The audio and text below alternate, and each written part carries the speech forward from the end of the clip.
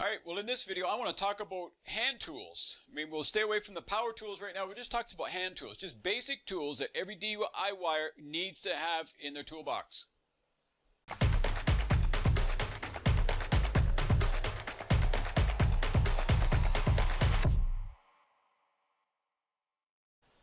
Well, alright, let's go over some basics. I mean, everybody needs to have a toolkit if you're going to do any kind of repair, any kind of stuff around the home, and if you want to, accelerate and start doing renovations and remodeling and stuff like that, we need to start with some basics. I mean, every toolbox needs to have a good collection of screwdrivers.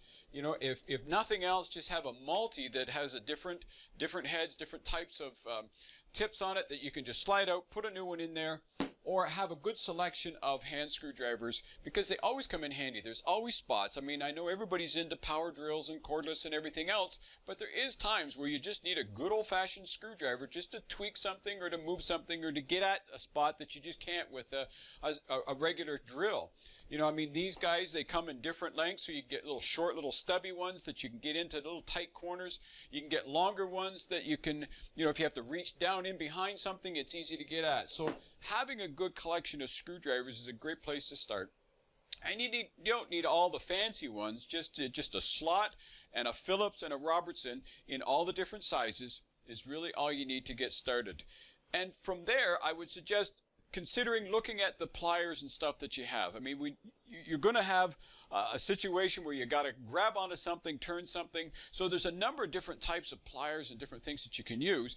I mean, if you need one thing, I would say the vice grip. I mean, it's multi. You can use it for everything. You can clamp it onto something and really get a good grip on it. You can loosen it up so you're just using it like a pair of pliers, and it even has a built-in wire cutter in it, so it's got a little bit of everything in it. So if you've got nothing else, start with that and then go out from there, from regular pliers, just from side cutters to needle nose pliers to channel locks. Channel locks are a really good one to have around because, again, you can extend these guys so that you can grab onto something, an inch and a half. There's bigger sizes, of course, that you can get in these things, but to have that in your toolbox is just absolutely a necessity. And also an adjustable wrench.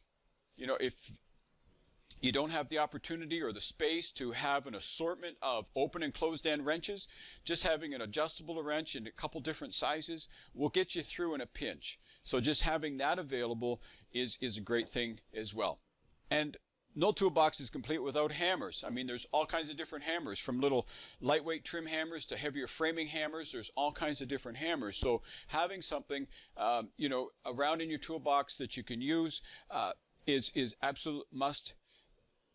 Tin snips, again, it's not a necessity, but it's not a bad thing to have if you're just starting out, to have some cutters there, because there's always some little bit of metal or something that you need to trim up and to use. Of course, measuring tape. I mean, you can't be without a measuring tape. So having one of these guys around is just absolutely amazing.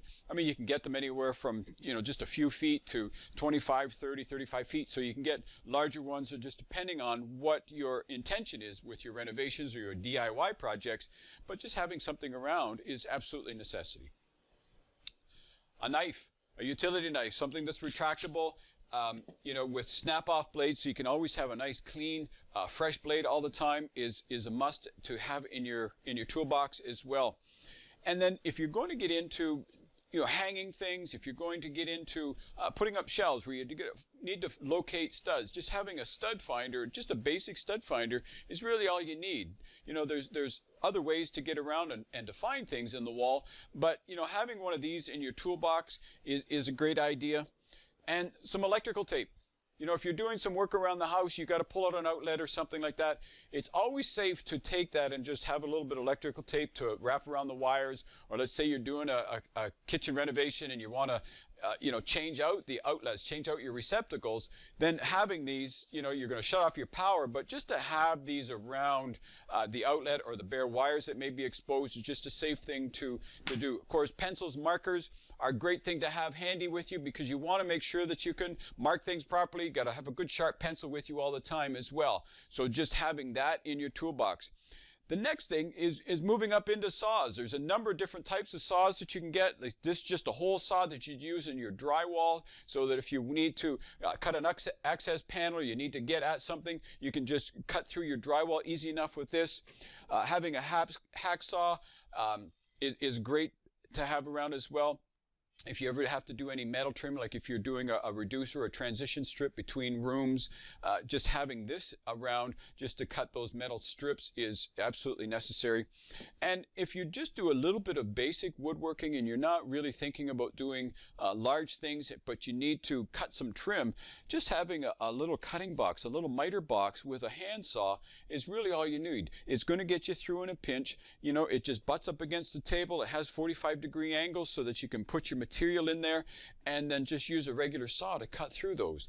So in a pinch it would get you through. So if you don't have the budget to have a big miter saw or any of those kind of things around, it's going to get you through. You know, to do some basic remodeling, you'd be able to use that in a pinch. Caulking guns as well is a necessity to have. You know, if you're finishing any bathroom renovation or any work in your bathroom, even if you're not doing a renovation, you want to be able to use a caulking gun because you want to replace that silicone from time to time. You want to make sure that everything is sealed and done nicely.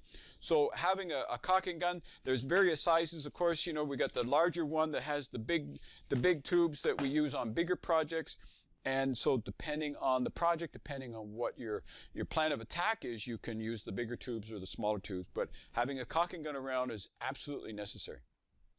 Next, we can get into squares. There's all kinds of different types of squares. There's, you know, just your basic two-foot square. There's a small carpenter square. There's a rafter square or a speed square in a couple different sizes. So to have something, I would say if you're going to do one thing, if you got you don't have much space, I would just say, you know, just a small little carpenter square. But if you got the room, have a 2-foot around.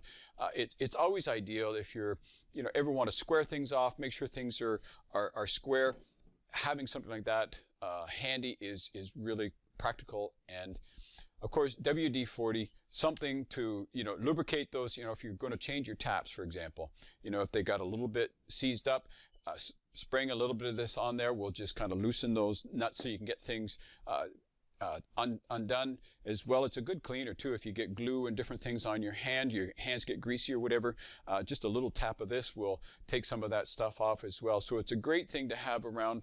Another one, I didn't bring it out, is just a Goo Gone. It's just a methyl hydrate. So it's great at, you know, for removing paint and that kind of stuff as you're cleaning up around a project. You know, because sometimes paint gets away on us and we need some place to, or something to wipe it up with. Having a good set of chisels is really important as well. You know, just having, you know, a 1-inch or having a range from a 1/4 inch to a 1/2 to a 1 inch is great to have around, because there's always little projects that you're doing with wood that you may have to just kind of scrape a little bit off, trim a little bit. So having those around are really good as well. And then getting into pry bars. There's pry bars, there's pinch bars, there's crowbars, and they come in all various sizes. So having something around, I've said, again, if you don't have the room to keep a good collection of all these things, just having a little guy like this, a little pinch bar, is great for leverage, for moving things, prying things open, getting at that. These little pry bars, you can get them in various sizes. You can get something that's about 1 foot long. Doesn't take up a lot of space, but you'll find it handy for pulling nails, for lifting things, prying things. If you're taking trim, baseboard off, anything like that, it's great to get in behind with a small little pinch bar, small little pry bar, and just work your material off. So having something like that around is handy. Then, of course, you get into your crowbars. You know, you can get them in 2 foot, 3 foot, 4 foot. You can get large ones. So having those around is good, depending, again, if you're doing a little bit of demolition work and you know you're getting into a little bit heavier of renovation, you want to consider those things. And then the last thing I'm going to go over is just levels. You know, it's great to have a little level around. You know, this little 8-inch has got some magnets on it, so it's great for just a small toolbox to keep in the house. If you need something, it's going to give you a little bit of accuracy when you're, you know, putting shelves up, hanging different things. It's a great thing to have around. Then, of course, you got 2 foot, 4 foot, 6 foot, 5 foot. You got all kinds of different lengths and sizes, again, depending on your application, depending on the renovation level that you're going to be getting at. You want to consider having levels around, because let's face it, our eyes are only so good. We want to make sure everything is plumb and square and level. So having these things around is absolutely handy. So I hope this is helpful, because this is just a basic idea. I get people talk to me all the time. They want to get into the trades, they want to get started on stuff, or they want to have a toolbox around the house, they want to, equip their son or daughter for their first home or whatever. These are some basic things that any DIYer, any homeowner, any property owner, anybody that's got their own place should have some of these things around, so that they can do some minor little repairs. Just learn how to use them, have them available. Have a little caddy. I've got a couple little caddies here that I just use. There's a couple different sizes. So just having a caddy like this and just having all those tools in there, or a small toolbox, whatever works best for you, is just a handy thing. So there you go. So there's some basic hand tools that you should have around the house. Every DIYer needs to have it. Anybody that's got a property should have those things around. So we'll look forward to talking to you again real soon. But hey, now you know how to stock and what you need in your toolbox.